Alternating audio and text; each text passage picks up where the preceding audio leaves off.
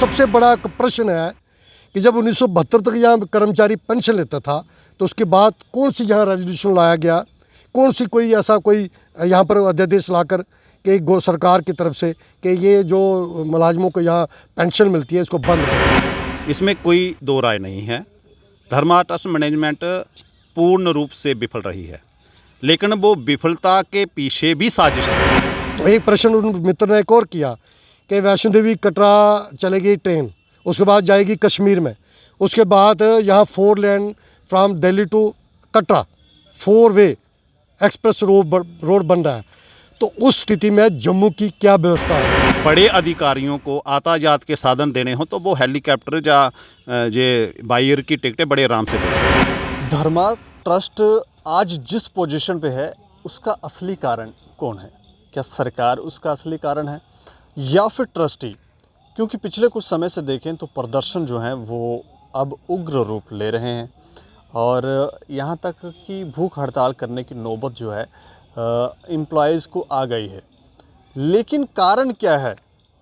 इन्हीं सब चीज़ों पर चर्चा करने के लिए हमारे साथ हैं प्रीतम शर्मा, जो एक्स जनरल सेक्रेटरी हैं धर्मा ट्रस्ट एम्प्लॉयज़ एसोसिएशन के, और साथ में राजेंद्र शास्त्री हैं जो वर्किंग प्रेसिडेंट हैं धर्मा ट्रस्ट एम्प्लॉयज़ एसोसिएशन के। उसके अलावा ये जितने भी लोग हैं ये सारे के सारे धर्मा ट्रस्ट के ही एम्प्लॉयज़ हैं और चर्चा करेंगे कि कारण असली है क्या। अच्छा प्रीतम जी, पहला सवाल मेरा आपसे यही रहेगा कि आज जिस जगह पर धर्मा ट्रस्ट पहुंचा है उसका असली कारण आपको कौन लगता है? उसका असली कारण ये स्वयं के यहाँ के जो काउंसिल मेंबर और ट्रस्टी, इसकी जिस कगार पर आज ट्रस्ट पहुंचा है उसके पूरे की पूरा 100% दोषी कोई अगर है तो वो मात्र ट्रस्टी ही हैं, चेयरमैन ट्रस्टी और अभी जो ट्रस्टी बने हुए हैं जी। ये उनका 100% इनका दोष है और यही इस पे पूरी जिम्मेवार, ये अपने इन आरोपों से ये बच नहीं सकते क्योंकि इन्होंने इसको बढ़ाने के लिए, आगे लेने के लिए कोई रोड मैप तैयार ही नहीं किया जी। इसका एक ही एजेंडा था कि हम ये जितनी संपदा है मंदिरों के साथ, हम नए नए गाहक ढूंढकर, कस्टमर ढूंढकर, और ब्रोकरों को ये एहतियात दी गई कि आप जितनी जल्दी हो सकता है फ़र्द कटवाइए और इसके पैसे लाइए जी। कुछ मात्र हिस्सा ट्रस्ट में दीजिए, बाकी का हमारे अकाउंट में डालिए। ये सबसे बड़ा कारण ये है, वरना ये ट्रस्ट जो है ये पैरेलल टू गवर्नमेंट पूरा बराबर चल सकता है जी। आपको बताना चाहता हूँ कि जब 1986 में जब माता वैष्णो देवी का बोर्ड बना तब वहाँ की व्यवस्था क्या थी और आज की व्यवस्था क्या है, तब का कर्मचारी वहाँ क्या था लेता था, आज का कर्मचारी वहाँ क्या ले रहा है, ये सीधी सीधी ये बात है। और अभी मैं कल की ही एक वीडियो देख रहा था, यहाँ के महासचिव साहब हमारे मित्र हैं गोपाल जी, बड़े एक अच्छे आदमी हैं, उन्होंने अभी तो ज्वाइन किया ट्रस्ट को, इतनी शायद उनको उनकी जानकारी भी नहीं होगी उनके पास। उन्होंने कहा ये 170 सालों से ये ट्रस्ट चला रहे हैं। तो हम एक चीज़ तो स्पष्ट करना चाहते हैं कि 1947 में यहाँ पर विलय हुआ, ये राजा की सरकार थी तो हिंदुस्तान के साथ विलय हुआ और यहाँ का अलग यहाँ डेमोक्रेसी यहाँ स्थापित हुई जी। हमारे जम्मू रियासत में, कश्मीर में। तो तब ये डिपार्टमेंट हुआ करता था और एक समय ऐसा था कि यहाँ का कोई कर्मचारी अगर नौकरी करना चाहता तो वो धर्मा ट्रस्ट को ही प्रायोरिटी देता था, क्योंकि जो गवर्नमेंट के अदर डिपार्टमेंट थे उनमें सैलरी कम थी। ये मैं आपको ध्यान से सुनिएगा, बाकी डिपार्टमेंटों की सैलरी कम थी और ट्रस्ट में ज़्यादा थी। ये 1947 का वाकया है और 1972 तक यहाँ पेंशन थी। यही सबसे बड़ा प्रश्न है कि जब 1972 तक यहाँ कर्मचारी पेंशन लेता था तो उसके बाद कौन सी यहाँ रेजोल्यूशन लाया गया, कौन सी कोई ऐसा कोई यहाँ पर अध्यादेश लाकर कि सरकार की तरफ से कि ये जो मुलाजमों को यहाँ पेंशन मिलती है इसको बंद कर दिया जाए। इसका सीधा सीधा इंडिकेट ये था कि इसको, ये जो पेंशन का ये व्यवस्था है ये कर्मचारियों को यहाँ से भगाना है, इस ट्रस्ट को कमज़ोर करना है। और ये हम अपनी शेप, जैसे कोई प्राइवेट अपनी लिमिटेड होती है ना, अपनी कंपनी, उसके माध्यम से इसको चलाया करते थे। तो मैं सेक्रेटरी साहब से ये कहना चाहता हूँ कि आपको पूरी जानकारी नहीं है, आप तो लोगों को दोष है कि ट्रैवल एजेंसी वाले हों या और कोई मीडिया को भी उन्होंने कहा कि आप भी इसका प्रचार करें, तब भी जाके यहाँ इसकी थोड़ा सा हालत बदल सकती है। तो एक प्रश्न उन मित्र ने एक और किया कि वैष्णो देवी कटरा चलेगी ट्रेन, उसके बाद जाएगी कश्मीर में, उसके बाद यहाँ 4 lane from Delhi to Katra 4 way express road बन रहा है। तो उस स्थिति में जम्मू की क्या व्यवस्था होगी, इस यहाँ की इकॉनमी कैसे चलेगी, जबकि ये पूरी जो स्टेट है ये सिर्फ टूरिस्ट पर निर्भर है। सिर्फ टूरिस्ट आता है तो यहाँ की सबकी रोजी रोटी ये इकॉनमी चलती है। अगर टूरिस्ट माइनस हो जाता है तो यहाँ अदर कोई सोर्स ही नहीं है जिसके माध्यम से यहाँ लोगों का कारोबार फूला फले। तो कहने का मतलब है कि आप उस पर चर्चा कर रहे हैं, लेकिन आपका दोष तो है नहीं।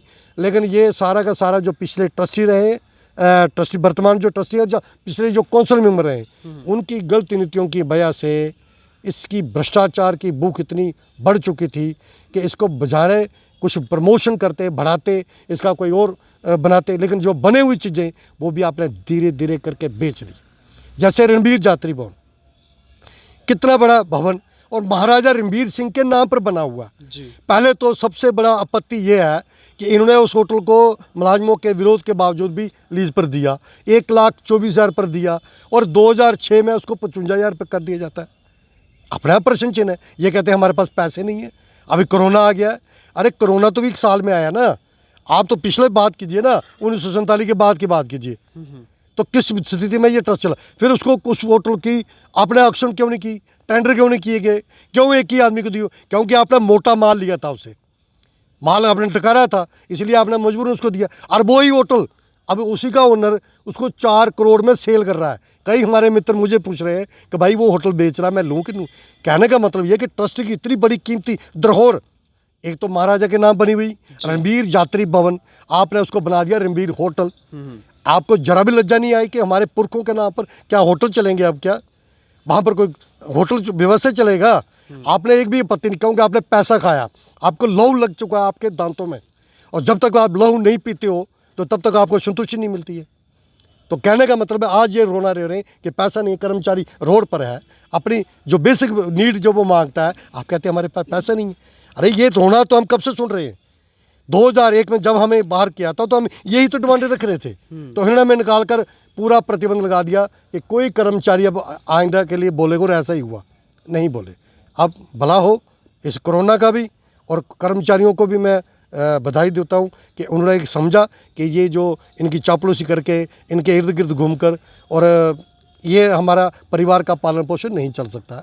तो इसलिए अभी हम एकत्र होकर अपनी जो नीड है, अगर वैष्णो देवी अगर वहाँ का इतना क्रांतिकारी परिवर्तन आ गया तो यहाँ क्यों नहीं आ सकता? यहाँ भी आ सकता है, लेकिन मानसिकता नहीं इन लोगों की, और ना इनकी वो दूरदृष्टि की सोच है। इनकी सोच यही है कि जितनी भी प्रॉपर्टी है इसको ख़त्म करो, मुलाजिम को इतना कमज़ोर कर दो, उसको पूरा खाने का खाना भी नहीं मिले, ना वो हमारे साथ नज़र मिला सके, ना हमसे कोई सवाल कर सके। ये एक बहुत बड़ी उनका एक षड्यंत्र है, इसी के माध्यम से वो काम कर रहे हैं। मैं शास्त्री जी आपसे भी जानना चाहूँगा कि धर्मा ट्रस्ट के जो सेक्रेटरी हैं डॉक्टर गोपाल शर्मा, उन्होंने कहा कि वो विफल रहे हैं और सरकारें भी विफल रही हैं, इसलिए ये हालात हैं धर्मा ट्रस्ट के। आप क्या कहना चाहेंगे? देखिए, मैं आपके माध्यम से पहले तो उनको बड़ी बड़ी शुभकामनाएं दूंगा कि देर आए दुरुस्त आए, अपनी विफलता को स्वीकार किया जी, इसमें कोई दो राय नहीं है। धर्मा ट्रस्ट मैनेजमेंट पूर्ण रूप से विफल रही है, लेकिन वो विफलता के पीछे भी साजिश है जी।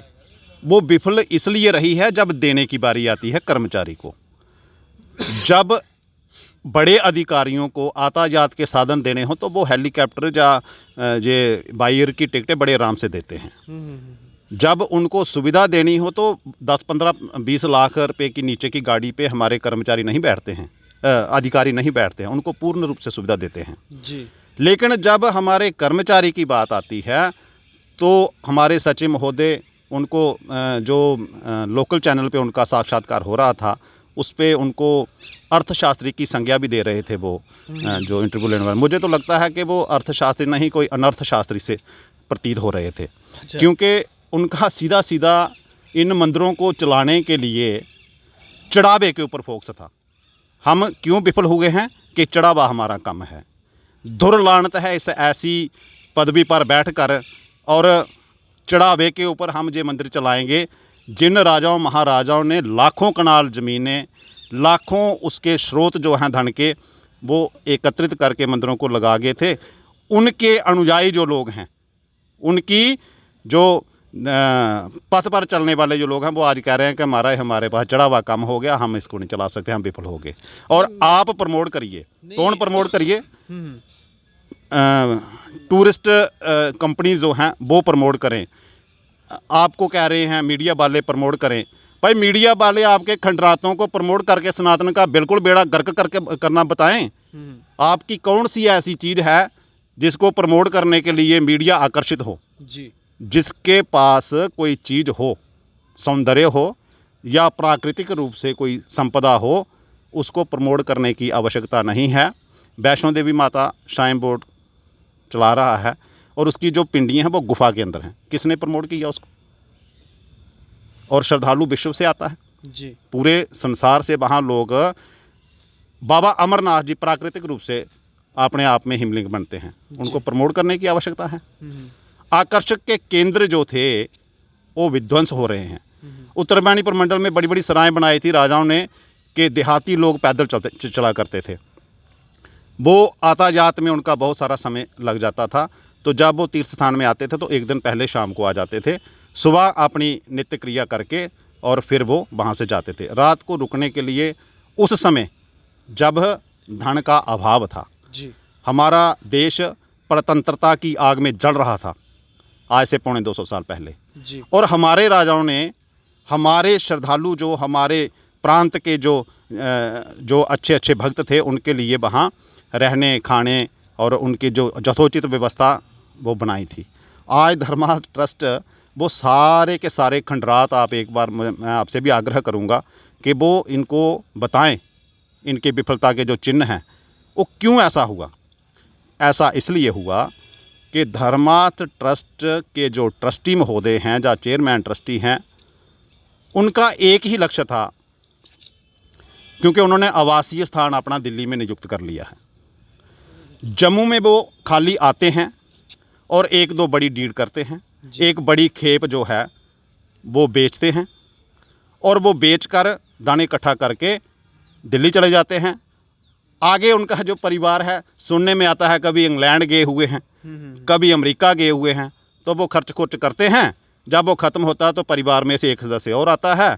हमारे ये जो छोटे अधिकारी रखे होते हैं वो इनको कैसे कैसे वो करते हैं, तालमेल ये जाने कैसे बेचते हैं। हमें ये सुनने में आया है, आईने धर्मा ट्रस्ट में लिखा है कि धर्मा ट्रस्ट की जो संपदा है वो बिक नहीं सकती। लेकिन मैं एक बार आपसे आग्रह करूंगा कि ये कैमरा आप मार के देखिए, ये धर्मा ट्रस्ट की कोई भी यहाँ पर बिल्डिंग नहीं है। ये सारी की सारी, ये जो जगह आप कहने में हम चाहेंगे हमारे कैमरा पर्सन, ये सामने बिल्डिंग जो हाँ, जितनी भी बिल्डिंग हैं ये सारी, हाँ, ये सारी रणवीरेश्वर मंदिर का परिसर है। अच्छा, और ये जो पीछे जितने भी घर हैं, ये मोहल्ला पहाड़ियों के जितनी भी दुकानें हैं, ये रणवीरेश्वर मंदिर का अपना प्रांगण है। बड़े ये बेच दिए क्या? अब अगर बेच नहीं दिए गए तो हमारे पास ये है नहीं। अच्छा, हम लोग कर्मचारी हैं। अब इनको क्या किया है, जिन्होंने किया है इसके बारे में वही बता सकते हैं, जो अपनी विफलता के ढंढोरे पीट रहे हैं। मुझे लगता है कि उन्हीं की कोई साजिश होगी। अब इनका जो आय के साधन हैं वो कहाँ जाते हैं, वो यही जाने। आज उसका जो असर है वो हमारे कर्मचारियों पर पड़ रहा है। मैं कर्मचारियों की बात करता हूँ। हमारा कर्मचारी पूर्ण रूप से समर्पित है धर्मा ट्रस्ट को। जी, कर्मचारी का लक्ष्य वेतन पाना नहीं है।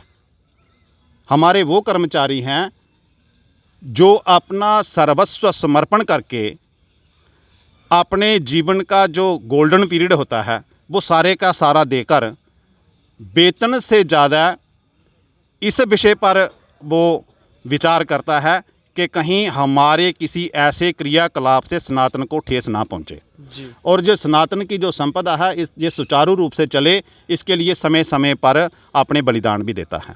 जैसे हम आपसे बात करते हैं, सचिव महोदय अपने वक्तव्य में कह रहे थे कि ये जो समय है कोरोना का समय है, इस समय हमारे पास चढ़ा हुआ जो है वो कम आ रहा है। पिछले मार्च से हमारे पास ना के बराबर समझो चढ़ा हुआ हो गया है, तो हम कैसे यहाँ से वेतन देंगे।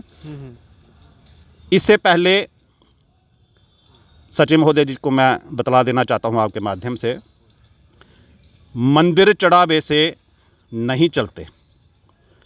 चढ़ावा एक सब्स्टिट्यूट इनकम का साधन होता है। जी। उसके लिए जो मोटा धन है वो अलग उसके स्रोत होते हैं जिसको चलाना होता है। 1980 के पहले धर्मार्थ ट्रस्ट के जितने भी देवालय हैं उन देवालयों में 70 या 80 के बीच का जो समय था उसमें दान पात्र नहीं थे। जी।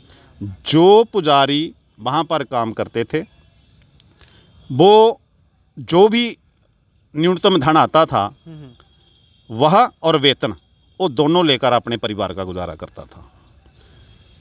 कर्मचारियों को सबको वेतन मिले, अच्छा वेतन मिले। 1980 में पुजारी वर्ग ने एक बैठक करके निर्णय लिया कि मैनेजमेंट को कहा कि आप जहां पर दान पात्र लगा लीजिए और जो उसमें से निकलता है 50% आप ले जाइए, 50% हमें दे दीजिए। मैनेजमेंट ने ले लिया। 1997 में कालांतर में बाकी जो कर्मचारी थे उनको कुछ नहीं मिलता था, मात्र पुजारी जो हैं या जिन मंदिरों में आय के साधन थे वो थोड़े मंदिर थे, तो उसका आपस में परामर्श हुआ कि थोड़े से जो लोग हैं वो ज़्यादा पैसे उनको मिल रहे हैं, बाकी कर्मचारी जो हैं वो उससे वंचित रह रहे हैं। तो 1997 में सब कर्मचारियों को सामान्य वेतन मिले, रूल रेगुलेशन बने, सबका विकास हो, सबके घरों का चूल्हा जल सके, उस उद्देश्य से पुजारी वर्ग ने अपना 20% का जो हिस्सा था वो भी त्यागा। और पुजारियों ने 20% पुजारी को मिलता था, 80% मैनेजमेंट का होता था। लेकिन पुजारी वर्ग ने अपना एक और बलिदान दिया कि वो 20% भी मैनेजमेंट को दे दिया। क्यों दे दिया? एक कमेटी बनी जिसमें ये निर्णय हुआ कि हम आपका वेतन जो है वो वार्षिक वृद्धि के अनुसार थोड़ा थोड़ा करके हर साल बढ़ाते जाएंगे। इन्होंने वो 20% तो ले लिया, लेकिन 1-2 साल देने के बाद जो कर्मचारी बोलते थे, जिसमें करनैल चंद प्रीतम वगैरह थे, इनको 2001 में पहले निलंबित किया और फिर टर्मिनेट डिसमिस फ्रॉम सर्विस कर दिया। अच्छा। फिर कालांतर में दोबारा हमारे कर्मचारी एकत्रित हुए तो 2014 में फिर हमारे साथ एक एग्रीमेंट किया गया। 2014 में सरकार ने 14% डीए दिया था, जो जम्मू कश्मीर की सरकार थी। तो उस समय हम एक ऐसे निर्णय पर पहुंचे कि 14% जो डीए है वो आपको मिलता ही रहेगा, सरकार चाहे वो कम करे या ज़्यादा करे, क्योंकि आपके वेतन बहुत कम हैं, हम इसको मानते हैं और आपको हर वर्ष 14% डीए दिया जाएगा। जी। जैसे ही 1-2 साल जैसे उनकी प्रक्रिया रही है, क्योंकि प्रेसिडेंट चेंज होते हैं, सचिव चेंज होते हैं, जो ऊपर का गिरोह है जिसे बोलते हैं हम, वो गिरोह वही का वही है। उनको पता रहता है कि डमरू कैसे बजाना और बंदर को कैसे नचाना है। ये जो बड़े बड़े अधिकारी हैं इनका भी दुरुपयोग होता है। आईएएस अफसर, केएएस अफसर, पता नहीं जर्नल कर्नल कहाँ से बड़े बड़े अच्छी विचारधारा के लोग बेचारे छले जाते हैं। हमारे साथ तो छल कपट होता ही, हम तो समझ गए हैं, लेकिन 2-3 साल उनका प्रयोग करके जब वो समझते हैं कि हाथी का मुंह किधर है और पीठ किधर है, जब उनको जो पता चलता है तो उनको भी या तो कारणवश वो निकल जाते हैं या निकाल दिया जाता है। ये अधिकार उन्हीं के पास हैं और जिनको वहाँ लगाया जाता है या निकाला जाता है वो क्या कारण उनके साथ रहते हैं वो वही जाने। लेकिन देखने में ये आता है कि ठाकुर दिवाकर सिंह जो एक हमारे ऐसे प्रधान रहे जिनका लेन देन में शायद इनके साथ अच्छा संबंध बना और उन्हीं के कार्यकाल में मुझे लगता है सबसे ज़्यादा प्रॉपर्टियाँ बिकी जी, वो 10-12 साल निकाल के। 14 साल। लेकिन बाकी जितने भी अभी बड़े बड़े आईएएस केएएस आ रहे हैं, जैसे आपने इससे पीछे बीआर कुंडल जी जो बड़े प्रतिष्ठित व्यक्ति थे इस राज्य के और वो मुख्य सचिव सरकार में रहे, तो वो भी 3-3.5 साल ही निकाल पाए। उनसे पहले जो राजेंद्र सिंह जी जम्वाल, वो शायद लेफ्टिनेंट जनरल थे आर्मी के। वो दिन रात काम करते थे, हर क्षेत्र में दौड़ दौड़ कर हमें कर्मचारियों को भी बहुत उन्होंने दौड़ाया, लेकिन वो भी 3-4 साल ही निकाल सके। 4 साल के बाद उनको भी निकाल दिया गया।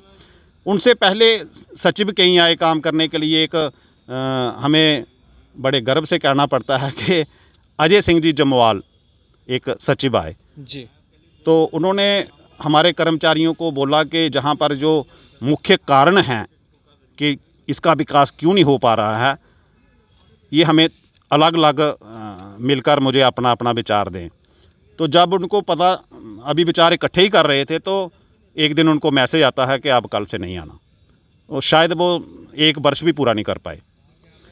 तो कहने का अर्थ हो सकता है उसके पीछे कोई और व्यथा रही होगी, वो चले गए या उनको निकाल दिया गया, हमें नहीं पता। लेकिन कहने का अर्थ ये है कि कर्मचारियों का जो दुरुपयोग तो होता ही है, ये जो हमारे उच्च शीर्षों पर बैठे अधिकारी हैं, हमें ये लगता है कि इनका भी दुरुपयोग होता है। प्रेसिडेंट, सेक्रेटरी, जनरल सेक्रेटरी, इनके भी दुरुपयोग हो रहे हैं। देखिए, ये उच्च पदों पर बैठने वाले यही अधिकारी होते हैं। तो हमारे जो ट्रस्ट के मैनेजमेंट है, मैं नाम नहीं किसी का लेना चाहूँगा पद का, लेकिन वो पद, वो चेयरें जो इसको चलाने के लिए सर्वसामर्थ होती हैं, मुझे लगता है कि हमारे से भी ज़्यादा उनका दुरुपयोग होता है। अगर दुरुपयोग नहीं होता है तो एक सचिव, हमें छोटी सी बात, जब ये एजिटेशन शुरू हुई तो हमें सस्पेंड कर दिया गया।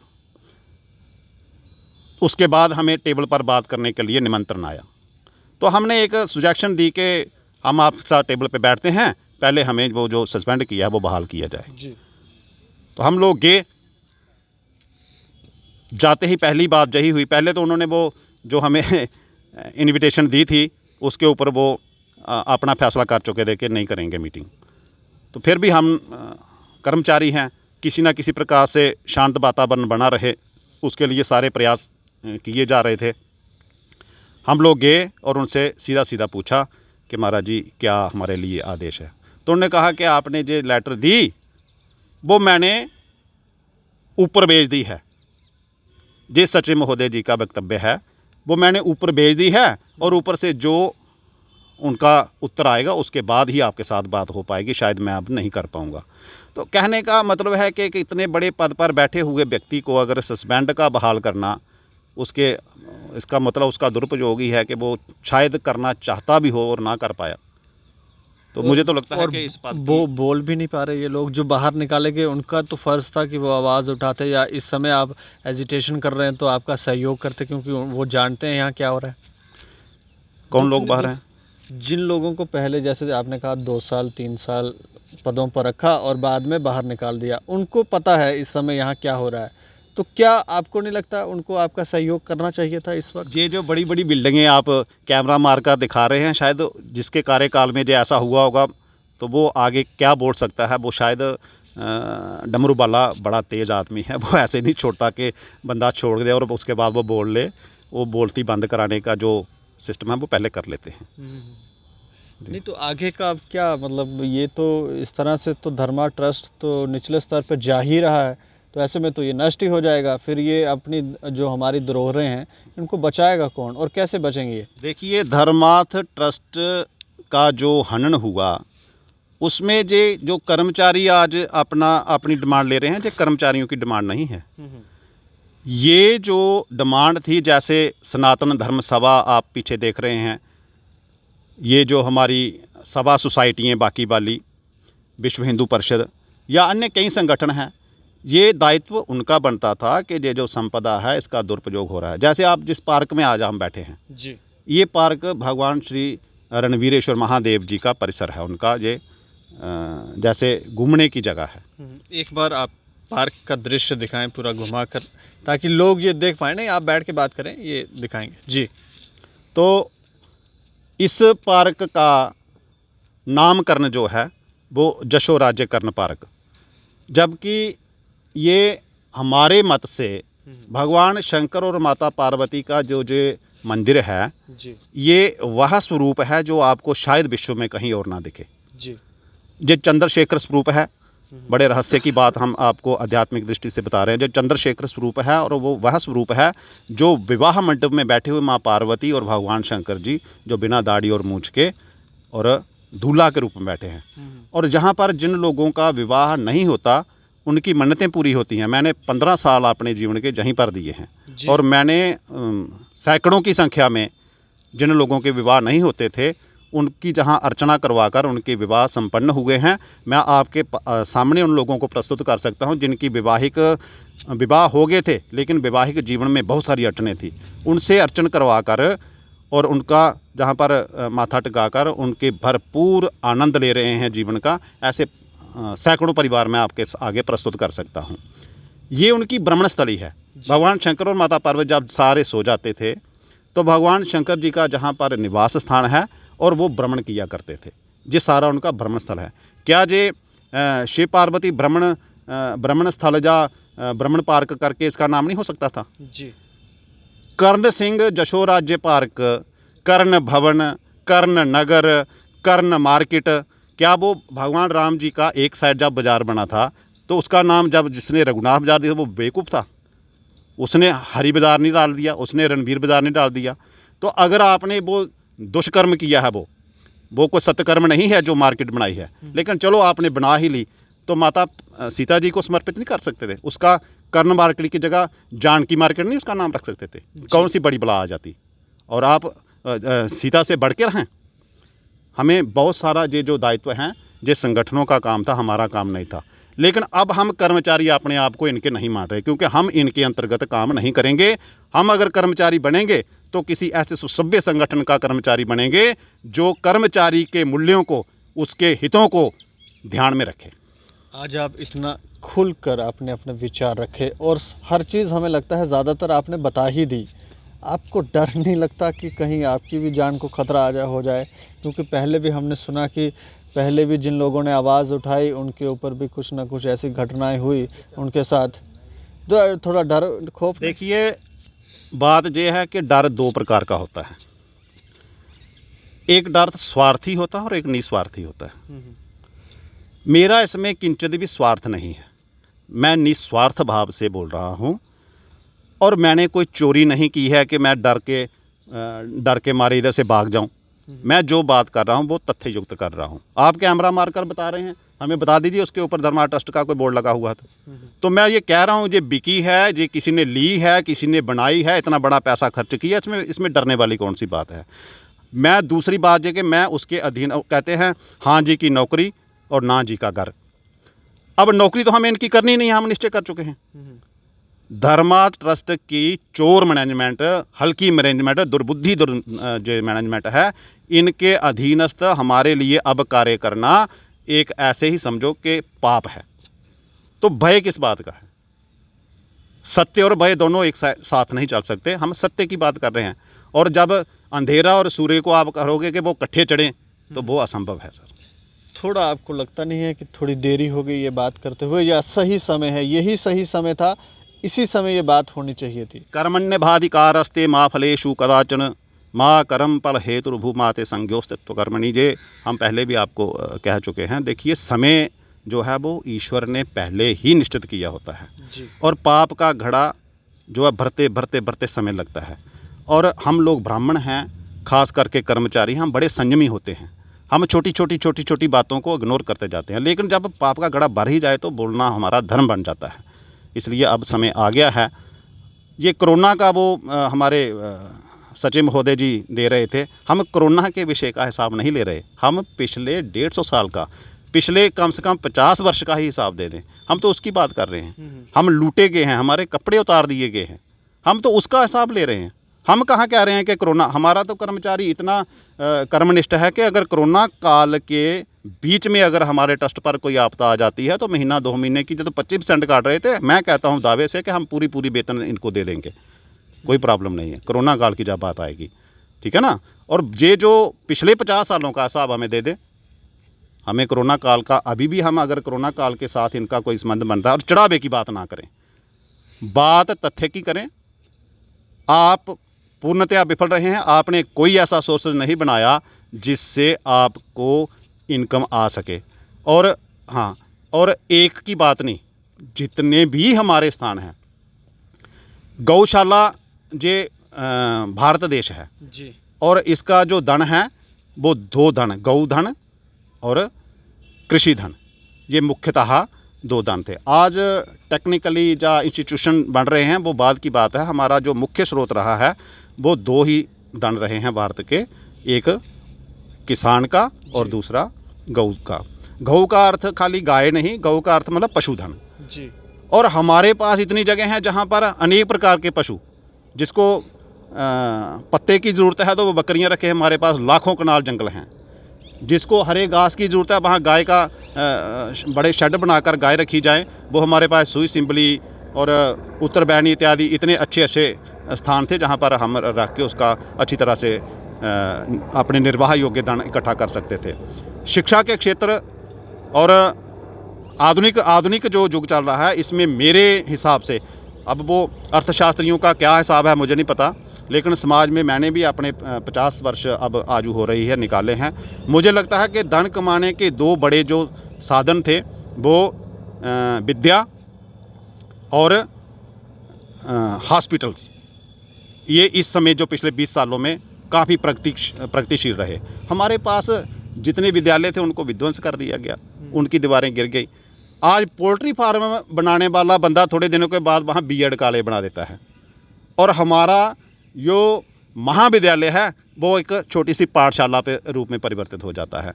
जहाँ शास्त्री हुआ करती थी और लाहौर यूनिवर्सिटी हुआ करती थी, वहाँ आज जेके बोर्ड के साथ 3 वर्ष वो बच्चे कहीं पेपर ही नहीं दे पाए, और बड़ा संघर्ष करके जम्मू का जो एजुकेशन बोर्ड है उनके साथ उनको एफिलेटेड करके तो बड़ी मुश्किल से उनको 12th करवाई जा रही है, 12वीं करवाई जा रही है। और उस समय जब शिक्षा का स्तर बड़ा नीचा था, उस समय हमारे महाराजा साहब ने महाविद्यालय का अर्थ कॉलेज होता है, कॉलेज बनाए थे, और वो एफिलेटेड किसके तहत थे? संस्कृत यूनिवर्सिटी लाहौर से। तो अब इनके कारनामे विफलता, वो कह रहे हैं हम विफल हो चुके हैं, इसमें बड़ी हमें खुशी की बात है कि अपनी वो भी नहीं डर रहे हैं, सच्चाई पेश की है उन्होंने कि कहीं ना कहीं हम विफल रहे हैं। हम उम्मीद करते हैं और आपके माध्यम से संदेश भी देते हैं कि यदि देर आए दुरुस्त आए, कोई अच्छे साधन बना लें। और जब कहते हैं कि हमारे द्वारकानाथ शास्त्री जी हुआ करते थे, एक बहुत बड़े कथाकार थे और हमारे इस जम्मू प्रांत के बड़े फिलासफर थे। एक बार मैं उनकी कथा सुन रहा था तो उन्होंने कहा कि व्यक्ति ने दरिया पार करना हो तो 100 बार सोचना चाहिए कि इसका पानी कितना गहरा है, इसका बहाव कितना है, इसमें मैं बढ़ूँ या ना बढ़ूँ, और उसके बाद विचार करके उसमें छलांग लगानी चाहिए। जब छलांग लगा दी तो अपना पूरा जोर लगाना चाहिए, और जब देखा कि मैं विफल हो रहा हूँ तो उस समय बिल्कुल शांत होना चाहिए और प्रभु का ध्यान करके सीताराम हो जाना चाहिए। ये उनके नियम थे जी। मुझे ये लगता है कि इनकी स्थिति अगर ऐसी हो गई है, छलांग भी लगा बैठे हैं। नहीं, जितनी बात उन्होंने कही है सेक्रेटरी साहब ने, ऐसा नहीं हो कि उनको भी न्योता आ जाए कि चलें आप थोड़ा रेस्ट कर लें। मैं उसी का उत्तर दे रहा हूँ कि मैं अपना उत्तर सुनिए। मैं ये कह रहा हूँ कि अगर स्थिति ऐसी आ गई है कि आपने बहाव भी नहीं देखा, आपने उसकी दरिया की चौड़ाई भी नहीं देखी, और आपने कपड़े लगाए ही छलांग भी डाल दी, अब आप देख रहे हैं कि ये पार होना मेरे लिए असंभव है, तो मैं कहता हूं कि वो वक्तव्य जो द्वारकानाथ शास्त्री जी करते थे उसको स्वीकार कर लेना चाहिए। चलिए, शुक्रिया हमसे बातचीत करने के लिए। तो बात तो जहां तक हमें लगता है कि ये जितनी भी चर्चा हुई है, इससे सारी जानकारी जो है वो हमें लगता है पब्लिक तक पहुंच गई होगी कि क्या क्या हो रहा है यहाँ पर ईश्वर के नाम पर। और इन लोगों को हमें लगता है कि प्रभु से तो डरना चाहिए। यहाँ पीछे मूर्ति है, आप अगर हमारे कैमरा पर्सन आपको दिखा पाएँ तो ये ऊपर मूर्ति है, और इनसे तो डरें, क्योंकि इन्हीं के स्थान पर हम खड़े होकर ये सत्य आज इन लोगों ने कहा, और बहुत हिम्मत करके कहा, क्योंकि बहुत डर लगता है कि बड़े बड़े अधिकारी हैं, क्या पता अगर सेक्रेटरी या जो वहाँ पे उनके प्रेसिडेंट हैं उनको हटा सकते हैं, तो ये तो छोटे छोटे मुलाजिम हैं। लेकिन फिर भी आप लोग इसके ऊपर क्या प्रतिक्रिया देते हैं ज़रूर दें, और देखते रहें दैनिक स्टेट समाचार। नमस्कार।